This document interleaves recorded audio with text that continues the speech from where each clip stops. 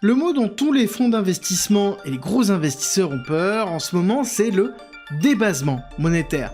Qu'est-ce que c'est concrètement et pourquoi ça fait si peur? C'est la dévalorisation de la monnaie, la dévalorisation des monnaies fiat qui sont basées sur de la dette, et quand on regarde le dollar qui s'est effondré depuis l'arrivée de Trump au pouvoir, on peut comprendre en effet cette peur qui se rajoute avec une dette américaine qui ne fait que croître, financée par de l'impression monétaire et de l'émission de la nouvelle dette. On a une dévalorisation effective de la monnaie et les fonds d'investissement veulent se protéger de ça. Maintenant, ce n'est plus l'inflation que l'on voit dans les prix qui pose problème, mais vraiment l'inflation monétaire, l'impression monétaire qui va poser problème dans les années à venir. Et on a une politique, et les fonds d'investissement font quelque chose de précis pour ça. Ils investissent dans les métaux précieux. On a vu l'or éclater, le silver éclater, même si on a des gros retracements en ce moment, ça n'empêche qu'on a fait des performances monumentales sur ces derniers mois, parce que tout le monde est en train d'essayer de se protéger sur ce qui va arriver par la suite. Parce que oui, la fuite en avant du gouvernement américain, par une dette impossible à financer, ce sera de continuer à imprimer de l'argent. Et certains se protègent de plusieurs façons,